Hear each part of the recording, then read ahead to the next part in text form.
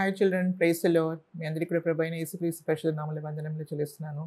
మీరందరూ బాగున్నారని ఆశిస్తున్నాను. ఈ లెసన్ ఏంటంటే సంఘము వాటి పోలికలు. సంఘాన్ని అనేక విధంగా పోల్చారనమాట బైబిల్లో. పార్ట్ 1లో మనము ఏం చదువుకున్నామంటే సంఘము మరి దేవాలయంగాను మరి ఒక భవనంతోనూ పోల్చబడి ఉంది. తర్వాత అది మనము చదువుకున్నాము. ఇంకొకటి మరి దేవుని సంఘము మరి ఆయన శరీరంగా అంటే క్రీస్తు శరీరంగా కూడా పోల్చబడి ఉన్నాయి. సో ఇవంతా కూడా మనము చదువుకున్నాం. ఇంకా కూడా అనేక విషయాలతో మరి దేవుని సంఘంని మరి వివరించి పోల్చి ఇవ్వబడి ఉంది. అవంతా కూడా మనము ఈ రెండో భాగంలో మనము చదువుకోబోతున్నాం.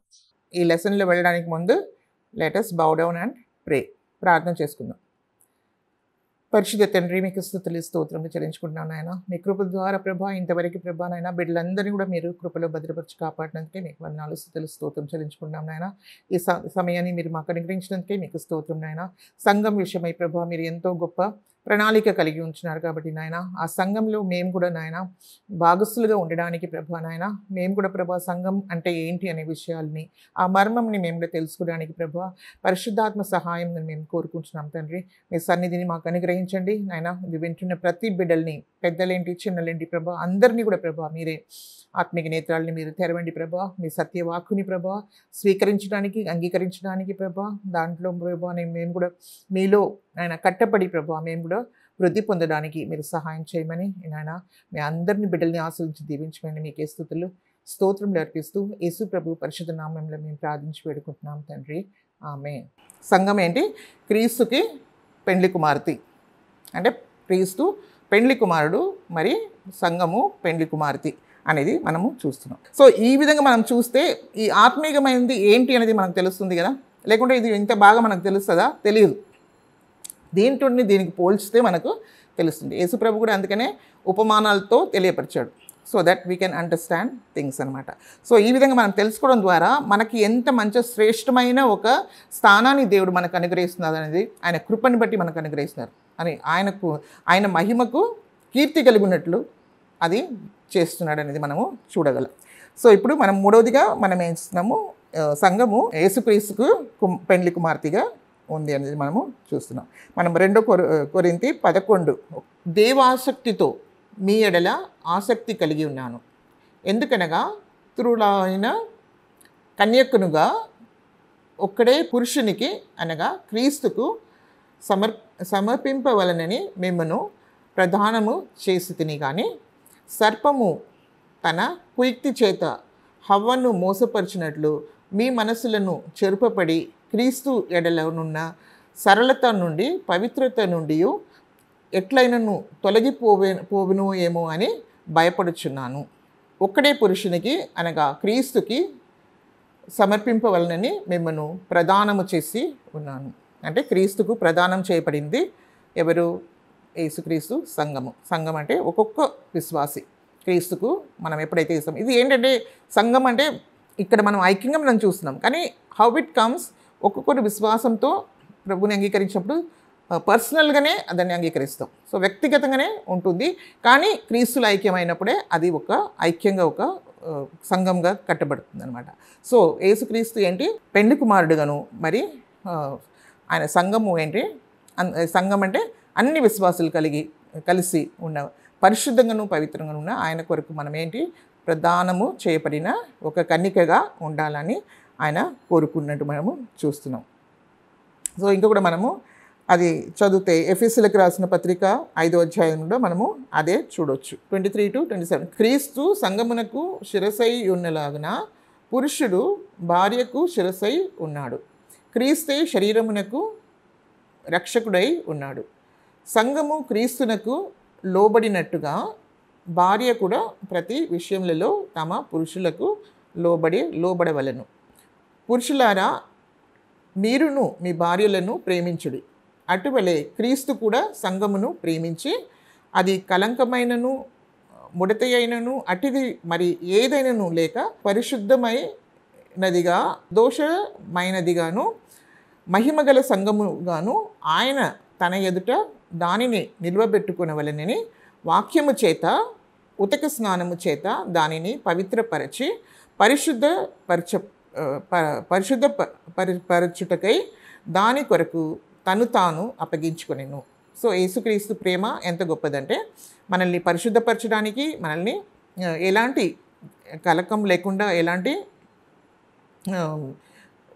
నిర్దోషంగా మనల్ని నిలబెట్టడానికి ఆయన మహిమలో సంఘంని ఆయన తన ఎదుట దాన్ని నిలవబెట్టుకోవాలని ఆయన వాక్యము చేత ఉదక స్నానము చేస్తున్నాడు అనమాట. దేవుని వాక్యం చేత మనల్ని దినం పరిశుద్ధపరుస్తాడు. ఎప్పుడైతే మనం దేవుని వాక్యం నుండి తొలగిపోతామో వెంటనే దేవుని వాక్యం మనల్ని వచ్చి ఏంటంటే దానితో మనం మనల్ని కడుక్కొని మళ్ళీ పరిశుద్ధులై మనం ముందుకు సాగడానికి దేవుని వాక్యాన్ని మనకు అనుగ్రహించినాడు. సో ఆ విధంగా మనల్ని పవిత్రపరిచి మరి పరిశుద్ధపరచుటకై దాని కొరకు తను తాను అప్పగించుకున్నాడు.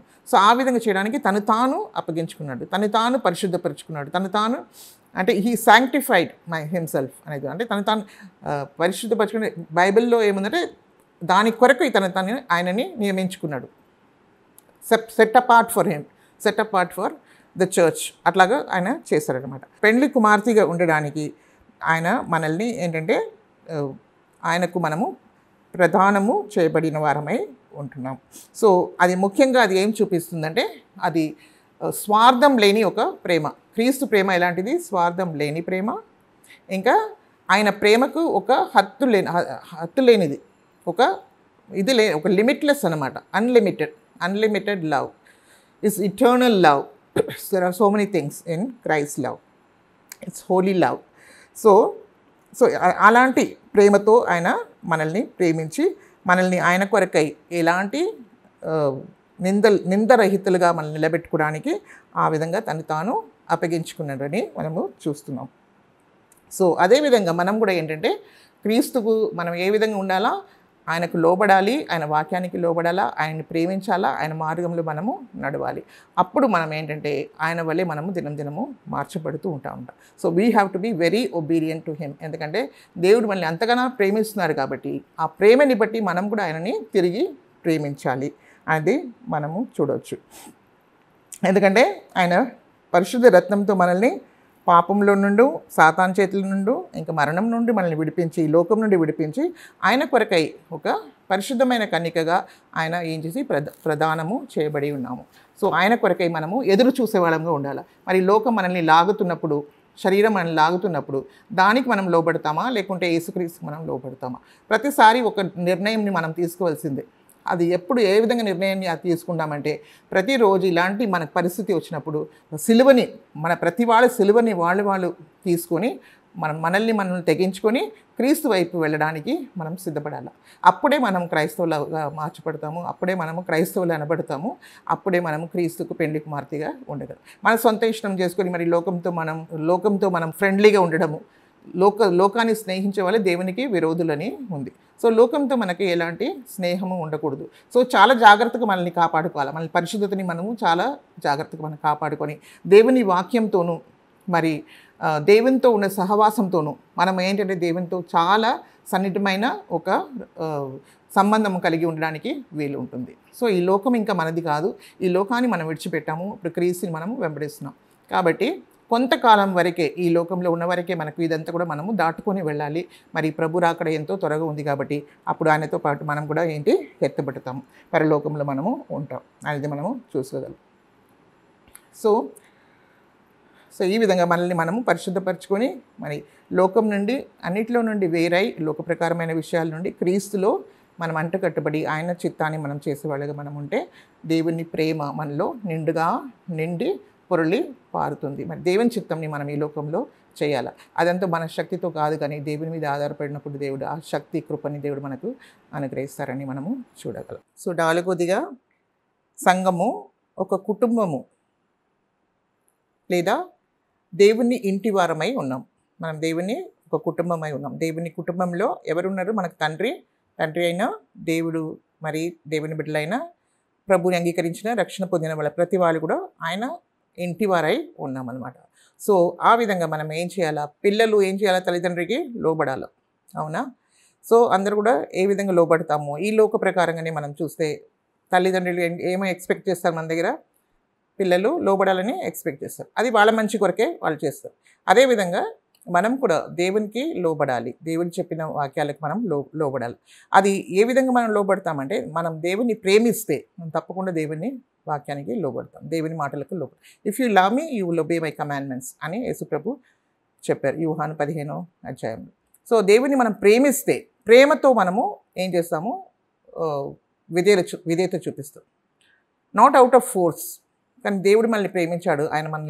ఆయన కుమారుని మన కొరకే అనుగ్రహించారు. మరి క్రీస్తు మన కొరకు మరణించి తిరిగి లేచారు. పరిశుద్ధాత్మ మనలో ఉన్నారు. సో అలాగ ఉన్నప్పుడు మనం ఏం చేయాలంటే దేవునికి ఎంతో లోబడాల. ఎందుకంటే దేవుని మనం ఎంతగానో ప్రేమించాల. పూర్ణ హృదయంతోనూ పూర్ణ మనసుతోనూ ఆత్మను ప్రేమించి ఆయన చిత్తం చేయడానికి ఎప్పుడు కూడా సిద్ధంగా ఉన్నవారంగా మనము ఉంటే అప్పుడు మనము క్రీస్తు కుటుంబంలో మనం కూడా ఏమున్నాము, ఒక సభ్యులుగా మనము ఉంటాం. మనము ఆయన ఇంటి వారై ఉంటాం. సో సంఘంలో అనేక విశ్వాసులు ఉంటారు కదా, అదేవిధంగా ఒక కుటుంబంలో అనేక పిల్లలు ఉంటారు. అదేవిధంగా తండ్రికి మనం లోబడి మరి అందరితో కూడా మనం ప్రేమతో జీవించాలనేది మనం తెలుసుకోవాలి. సో మనము ఏంటంటే మనల్ని మనం తగ్గించుకొని ఇతరులే మనకన్నా గొప్ప వాళ్ళని మనం అనుకుంటే అప్పుడు ఎలాంటి గర్వము అనేది మనలో రాదు. మనము ఎంతో దేవుని మీద ఆధారపడి జీవిస్తాం.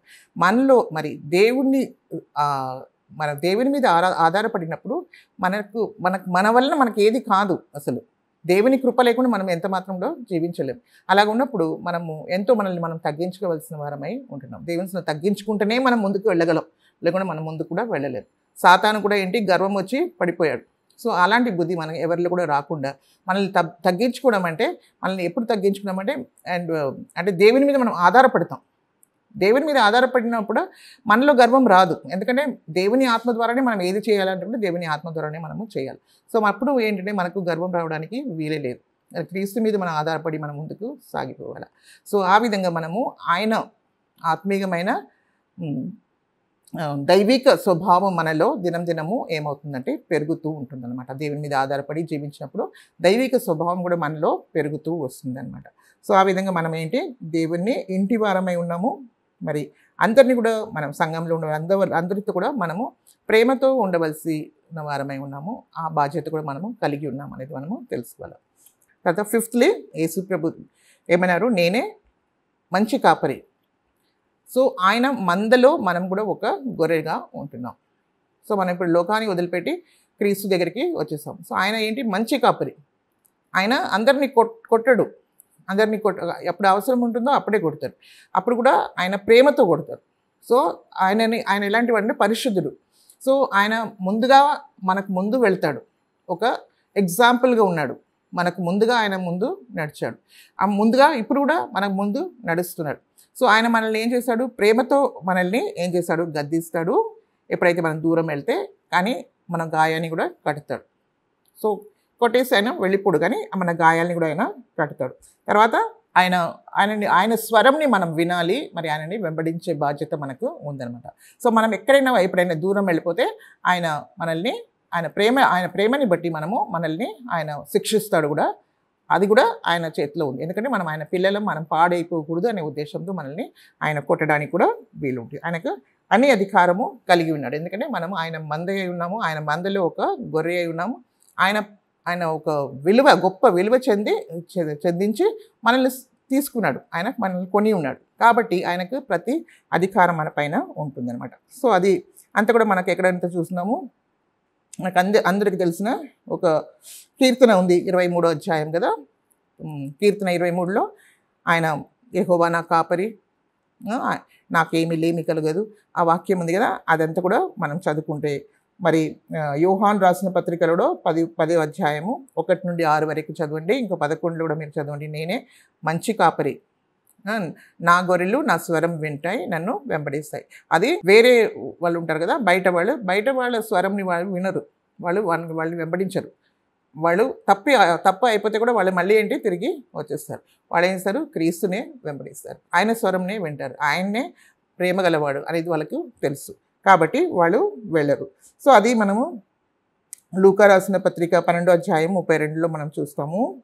మరి యాక్ట్స్ అపోస్తల కార్యములు 2:21, 1 పేతురు 5:2 నుండి 4. Feed the flock of God which is among you, taking the oversight thereof not by constraint but willingly, not for filthy lucre but of a ready mind, neither as being lords over God's heritage but being ensamples to the flock. And when the chief shepherd shall appear, he shall receive a crown of glory that fadeth not away. So అంటే ఇక్కడ లోకంలో ఉన్న pastors ఉన్నారు కదా, కాపరిలు, వాళ్ళు కూడా ఏ విధంగా సంఘంని నడిపియాలా అనే విషయము ఇక్కడ కూడా రాయబడి ఉంది. సో దేవుని స్తోత్రములు. సో ఈ విధంగా మరి దేవుడు మనల్ని ఆయన మందలో మనము ఆయన గొర్రెలంగా ఉన్నాము కాబట్టి ఆయన స్వరంని విని ఆయనని వెంబడించే బాధ్యత మనదై ఉన్నది.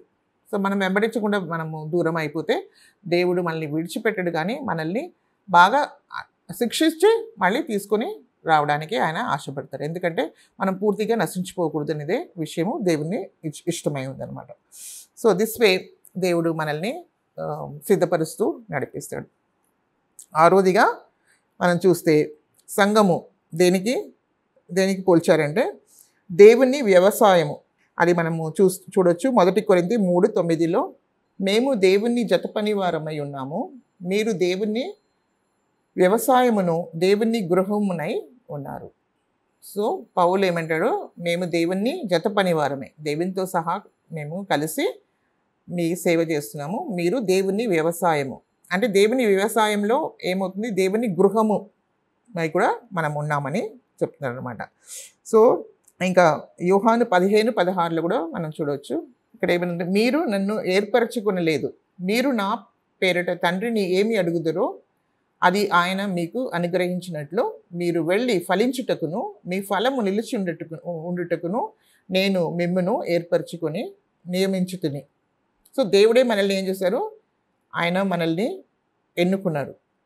మనం ఆయనని ఏర్పరచుకోలేదు, కానీ ఆయన్నే మనల్ని ఏర్పరచుకున్నాడు. మనము ఏం చేయాలి, ఆయన కొరకు ఫలించాలని దేవుడు మనల్ని ఏర్పరచుకున్నారని మనం చూస్తున్నాం. సో దేవునికి మనం ఏం చేయాలా, ఎప్పుడైతే దేవుడు మనల్ని ఏర్పరచుకున్నాడో ఆయనకు మనం ఏం చేయాలా, ఫలించాలా. ఆయన కొరకు ఎప్పుడు కూడా దేవుని కొరకే మనము ఫలించవలసిన వారమై ఉంటున్నాం. సో ఆయన యేసుప్రభు అన్నారు కదా, నేనే మంచి ద్రాక్షావళిని, మీరు తీగలై ఉన్నారు. సో మనం ఆయనలో అంటకట్టబడి ఉంటే మనం కూడా యేసుక్రీస్తు దేవుని కొరకు మనం ఏం చేస్తాము, ఆయనకు మంచి ఫలాల్ని మనము ఇస్తామన్నమాట.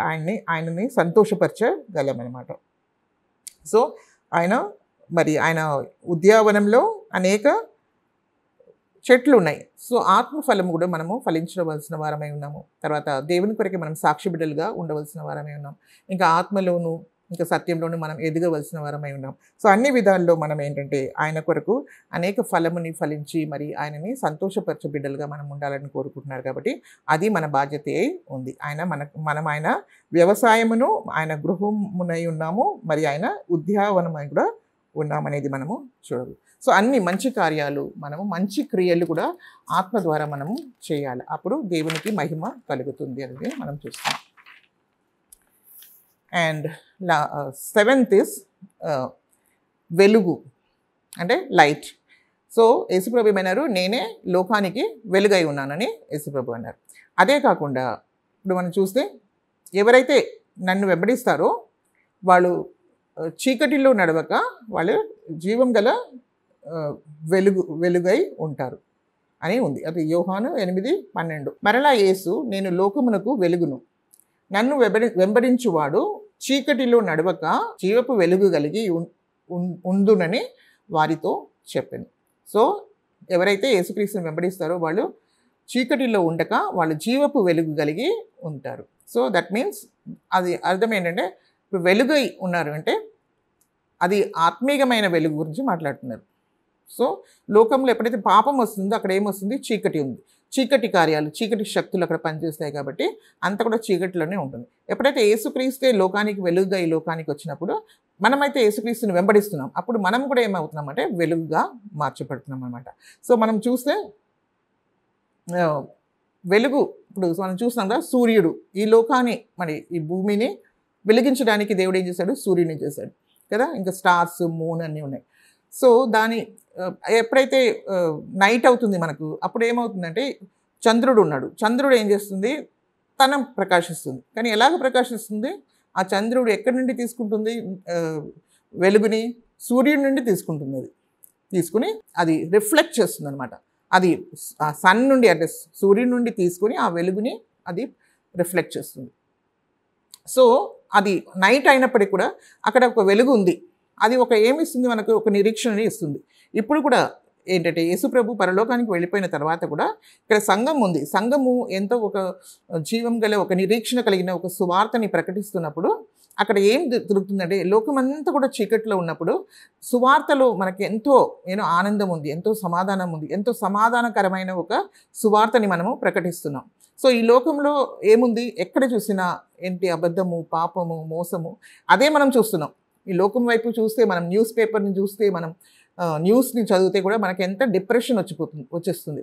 ఏంటి ఇదంతా ఏంటి అని చెప్పేసి. కానీ ఎప్పుడైతే మనం క్రీస్తు వైపు తిరుగుతామో, దేవుని వాక్యం చదువుకున్నామో, దేవుడు మన కొరకు ఏమేం పెట్టారు అదంతా మనం చూసినప్పుడు మనకు ఎంతో ఆనందము, ఎంతో నిరీక్షణ కలుగుతుంది. కాబట్టి అదేవిధంగా మనల్ని కూడా ఆయన యేసుప్రభు ఏమన్నారు, సంఘంని చూసి కూడా యేసుప్రభు ఏమన్నారంటే, ఆయన శిష్యుల్ని చూసి మీరే లోకానికి వెలుగై ఉన్నారు.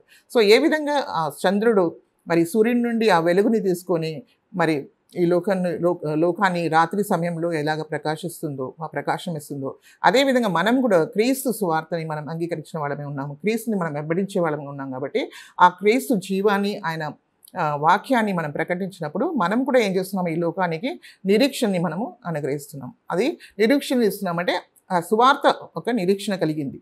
సో పాపం నుండి విడిపించి మనుషులకు ఒక నూతన జీవము, రక్షణనిచ్చి, నిత్య జీవం ఇచ్చి, ఇంకా నరకం నుండి విడిపించి, మరి దుష్ట శక్తుల నుండి విడిపించి, మరి అన్ని బాధల నుండి విడిపించి వాళ్ళని దేవుని వైపు నడిపిస్తుంది. కాబట్టి అది ఎంతో నిరీక్షణతో కూడిన ఒక విషయం. కాబట్టి అది ఎవరి ద్వారా జరుగుతుందంటే సంఘం ద్వారానే అది జరుగుతుందన్నమాట. ఇప్పుడు సంఘమే దానికి బాధ్యత తీసుకోవాలి. సో ఆ విధంగా మనము ఏంటంటే క్రీస్తు జీవాన్ని, మరి ఆయన వెలుగుని తీసుకొని వేరే వాళ్ళకు అందించడానికి మనల్ని మనము దేవునికి సమర్పించుకోవాలి. ఇది కూడా మన బాధ్యతే అయి ఉంది. సో ఇదంతా మనం చూస్తుంటే మనం ఏం చేయాల, what God expects of us అనేది కూడా మనకు తెలుస్తుంది.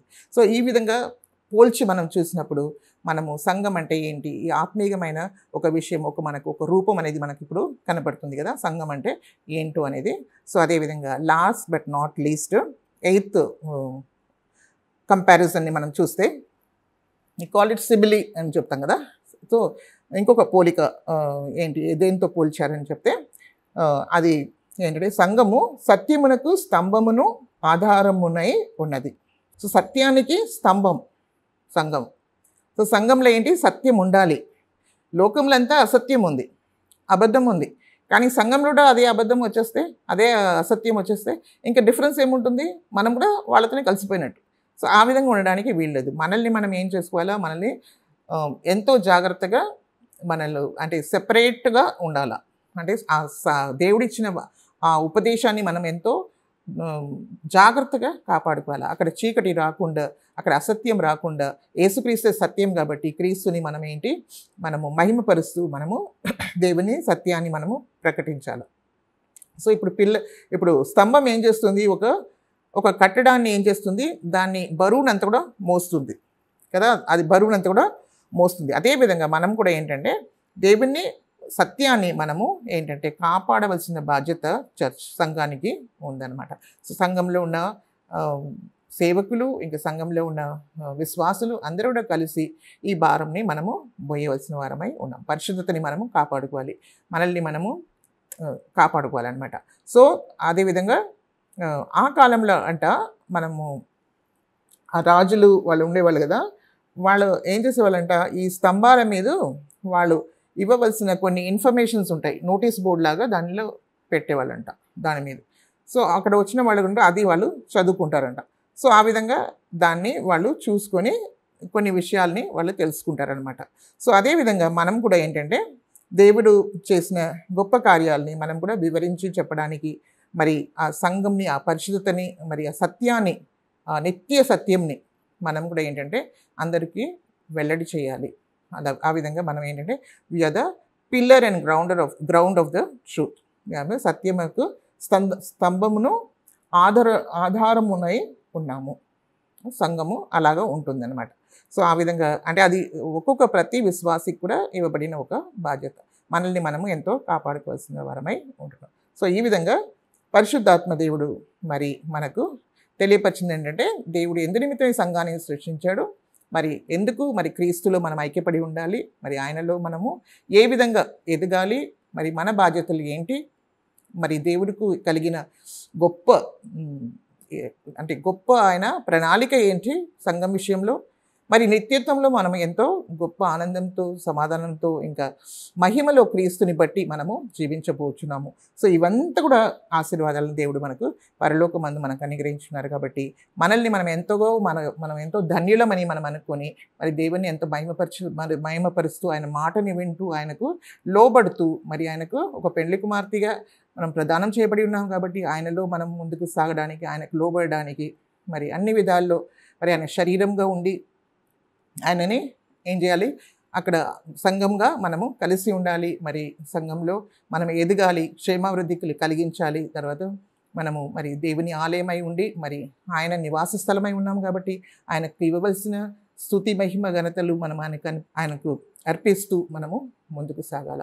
సో ఈ విధంగా మనము ఆయన వెలుగుని మనము ప్రకటించాలి. మరి సత్యమునకు స్తంభంగా మనము ఉండాలి. సో ఇదంతా కూడా మనము ఎన్నో విషయాలు ఆయన మందలో ఆయన మందలో గొర్రెలమై ఉన్నాము. మరి ఆయనకు లోబడి ఆయన మార్గంలో మనము నడవాలి, ఆయన వెంబడించాలి.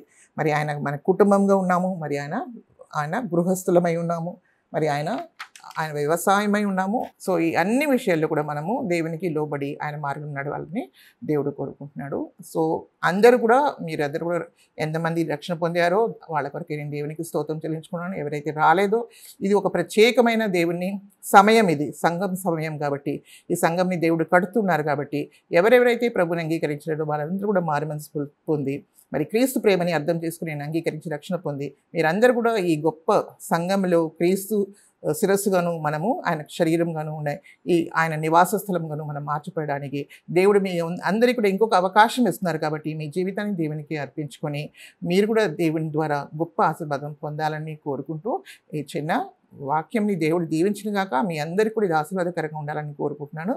మనమందరం కూడా ప్రార్థన చేసుకుని క్లోజ్ చేసుకుంటాం. స్తుతులు స్తోత్రం చెల్లిస్తున్నాం నాయన, గొప్ప దేవ పరిశుద్ధుడా, మీకు వందనాలు, స్తుతులు స్తోత్రం చెల్లిస్తున్నాం. ఎంతవరకు ప్రభావ మీకు స్తోత్రం నాయన. మీరు ఈ లోకానికి ఎందు నిమిత్తం వచ్చారో నాయన, ఈ భూమి నాయన, ఈ జగత్తు పునాది వేయడానికి ముందే ప్రభా మీ మనసులో ఉన్న ఆలోచనని నాయన, మీ సంఘంని మీరు రక్షించాలని కోరుకున్నారు ప్రభా. మీ ప్రియ కుమారుడైన క్రీస్తుని ఈ లోకానికి పంపించి ప్రభా ఆయన ద్వారా మీరు మాకు రక్షణని అనుగ్రహించున్నారు.